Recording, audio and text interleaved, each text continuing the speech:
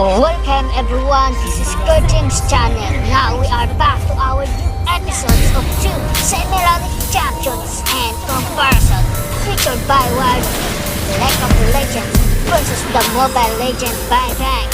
But before that, please like and subscribe to my channel and don't forget to click the bell icon so you will be notified to our new next episode video.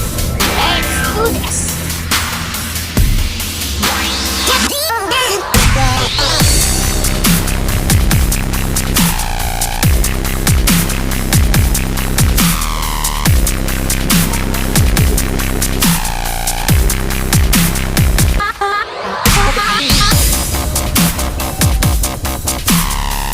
Zyra is a ranged mage who disperses seeds and grows them into deadly plants that attack her foes.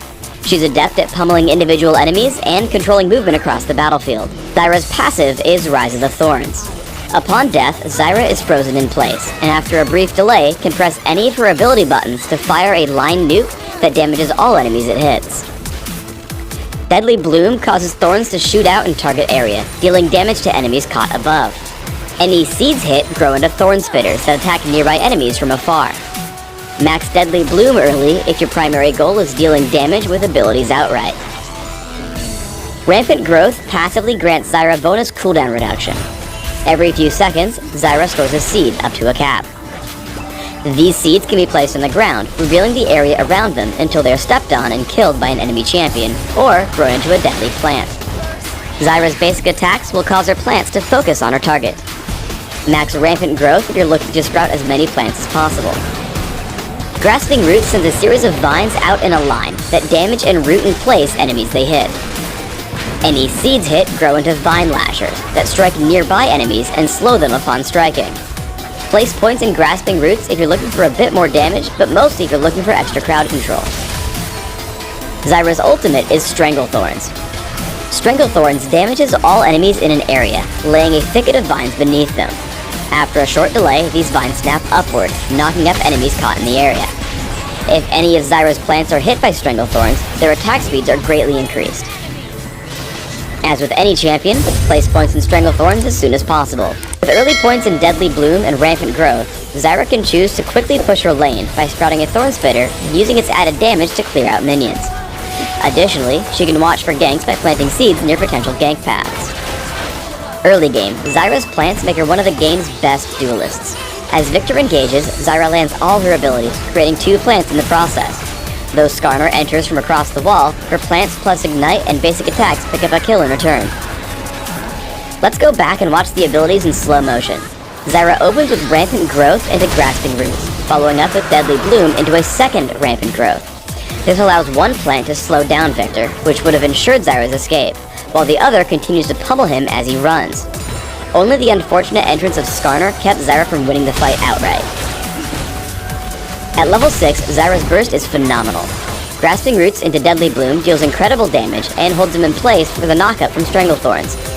If Victor hadn't flashed, or if Zyra had summoned Thorn Spitters instead, it was an easy kill. Zyra's passive, Rise of the Thorns, means she can always claw back from difficult fights. Here Morgana runs in on Zyra with Soul Shackles.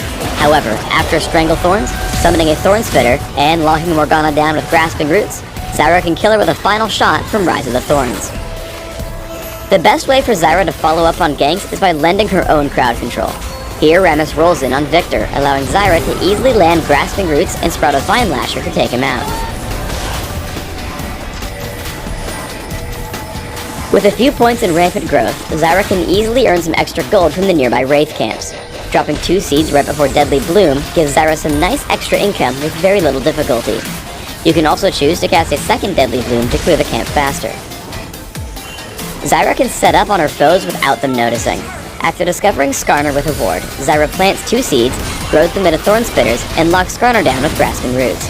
The combined damage takes him down almost immediately. The Vine Lasher can provide great utility in a smaller skirmish. Skarner runs in, so Zyra lands Grasping Roots and sprouts a Vine Lasher, whose slow completely removes his chances to chase or escape. Focus on staying safe and outputting reliable damage in a team fight. In this battle, Zyra opens by spawning 2 Thorn Spitters, as they're the most likely to deal damage throughout a mobile fight. Stranglethorns keeps Gangplank and Skarner in range as Zyra chases down her first kill. Zyra runs off to the right to escape from Victor's clutches and flank the opposition. As she moves down, she gets behind Skarner and Caitlyn. The long range of Grasping Roots and Deadly Bloom is enough to take her second and third kills of the fight. I recommend building Zyra with an emphasis on ability power, maximizing her damage, with some added durability through items. Consider magic penetration marks, flat mana regeneration seals, ability power per level glyphs, and flat ability power quintessences. Try 2109 masteries, taking all the magic damage increasing masteries in offense, plus mana regeneration and neutral buff duration in utility. For summoner spells, I recommend Ignite and Flash, allowing you to close in on kills or escape to safety. As an example build, open with Boots of Speed, Health Potions, and a few Doran's Rings or Prospector's Ring. Upgrade to Sorcerer's Shoes and add Rabbidan's Death Cap for additional damage. Zonia's Hourglass is exceptionally good on Zyra because her plants can continue attacking while she's in stasis. Finally, consider Rylai's Crystal Scepter, Void Staff, and Abyssal Scepter as other great items on Zyra.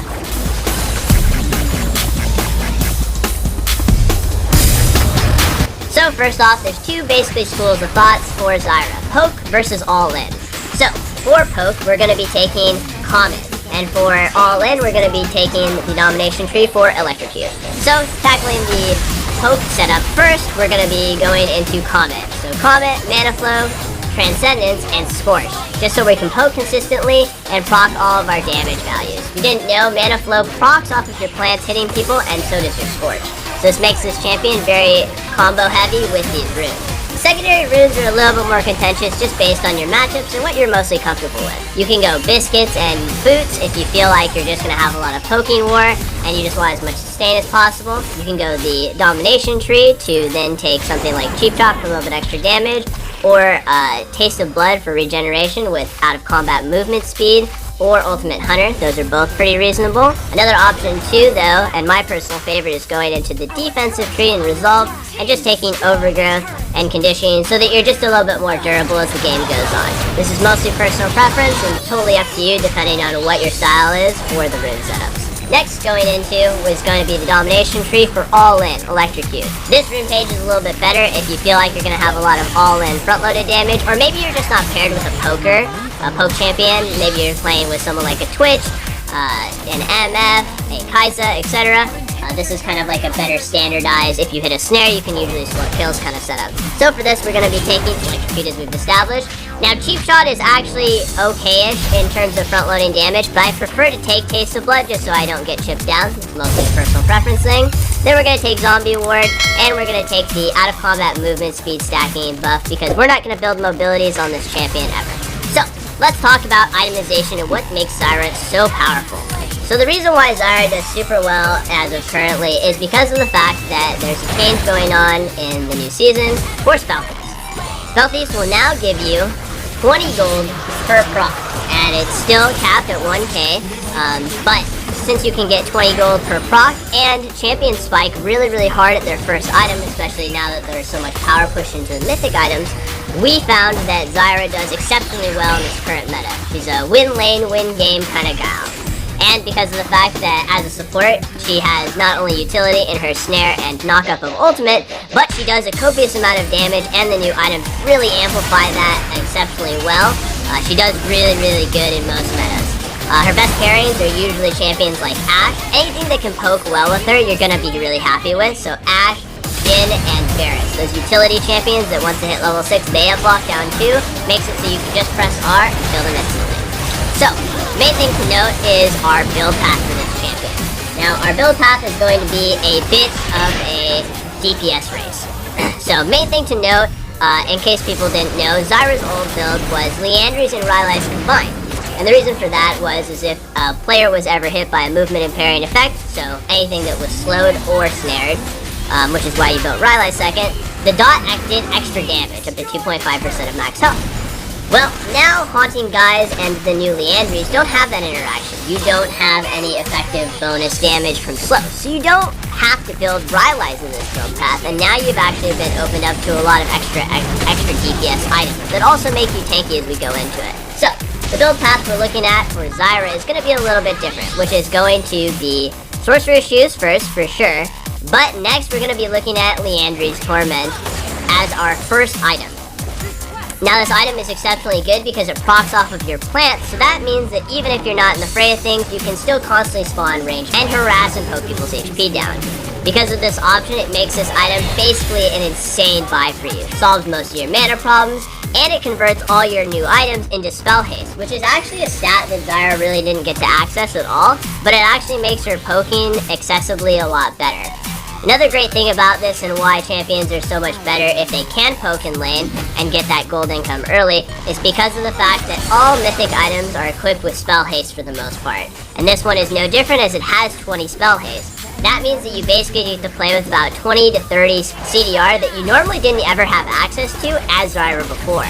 This amplifies your damage off a lot and usually shaves down on the ultimate cooldown by a huge margin. I found that I've been able to fight a lot more and create more frequent picks because of all these changes that make it quite powerful. On top of that, another thing to note too are two other things, which are easy and cheap purchases around Zyra.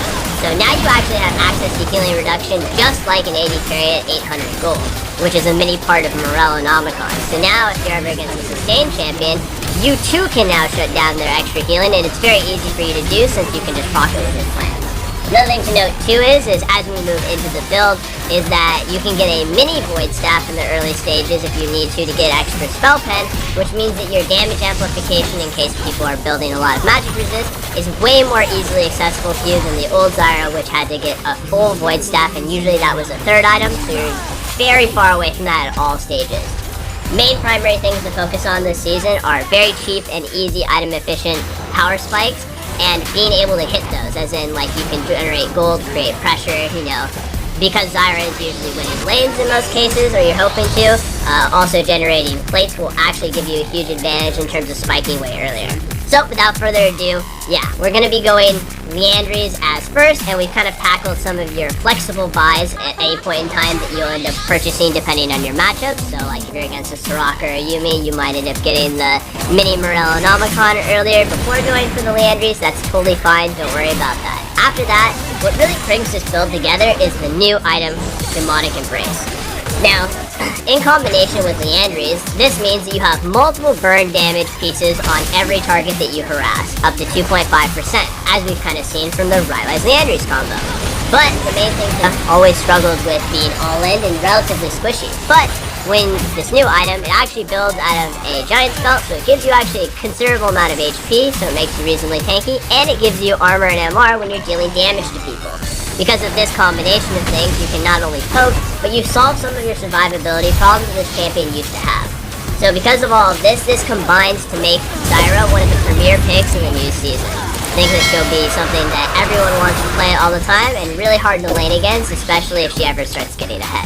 Now, one thing to note is although we've gone over two different rune setups, I've only covered one build path because there really is only generically one build path. Mostly the runes are just based on how you feel about your laning phase and what your adjusted style is. But for the most part, you're going to be building these two core items no matter what. Now, your third item is mostly an optional. You can finish a Morellonomicon if you need healing reduction. You can go straight to the Void Staff if you just want more damage. But there's also other options, so let's say there is a melee assassin or maybe a mage that's doing a lot of damage to you too. This is where your third slot is really great at replacing for Zhonya's or Banshee's Veil. Both of these are great items as a filler third slot if you don't feel like you need too much damage and you don't need any of the utility we've touched. So you can fill your third slot with basically anything you want, and the build path is very easily broken open. So just make sure that you're going the Haunting Guise and Demonic, and then after that, defense if you feel like it, offense if you feel like you don't need it. Let's say a scenario where you don't need to build Morellonomicon and you go Void Staff third, then your fourth item is kind of up to you. In most cases though, I'd probably just recommend a Death Cap if you're actually doing a lot of damage and you don't really need to worry about anyone potentially killing you. Anyway guys, that's it for this video. Thanks for watching. Don't forget to like, subscribe, and comment in the section below. Peace.